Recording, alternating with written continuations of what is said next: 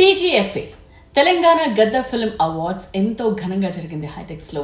Telangana CM Revanth Reddy చేతుల మీదుగా ఎంతో మంది అవార్డ్స్ స్వీకరించారు. అండ్ ముఖ్యంగా తండేల్ సినిమాకు గాను బెస్ట్ యాక్టర్ గా నాగ చైతన్య అవార్డు అందుకున్నారు. అండ్ ది గర్ల్ ఫ్రెండ్ సినిమాకు గాను బెస్ట్ యాక్ట్రెస్ గా రష్మిక అవార్డు అందుకున్నారు.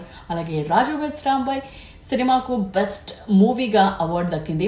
సో ఇలా ఎంతో మంది అవార్డ్స్ స్వీకరించారు, చాలా సంతోషంగా. అండ్ ఈసారి ఎన్టీఆర్ నేషనల్ అవార్డ్ని మెగాస్టార్ చిరంజీవి అందుకున్నారు.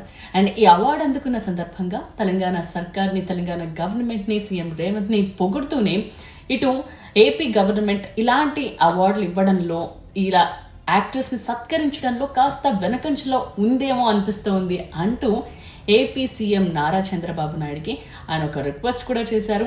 సో అక్కడ కూడా ఇలాంటి గౌరవం యాక్టర్స్కు లభిస్తే ఎంతో బాగుంటుంది. ఇలా సత్కరిస్తే యంగ్స్టర్స్కి ఇది ఎంతో ఉత్సాహంగా ఉంటుంది, అలాగే సీనియర్ స్టార్స్కి ఇది ఎంతో గౌరవంగా ఉంటుందని చెప్పారు.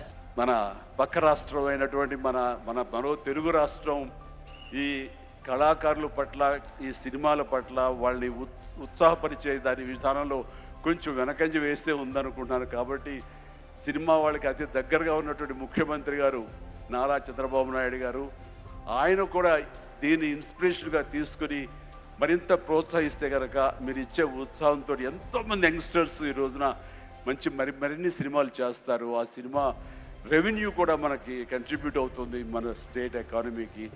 అది కూడా ఒక ఆలోచన పెట్టవలసిందిగా వినమ్రంగా ఈ వేదిక ఇచ్చే వారికి విన్నవించుకుంటున్నాను. సో చిరంజీవి చేసిన ఈ స్టేట్మెంట్ మీద ఏపీ గవర్నమెంట్, ముఖ్యంగా ఏపీ సీఎం అలాగే AP deputy CM Pawan Kalyan reaction ఏంటో లెట్స్ వెయిట్ అండ్ సీ.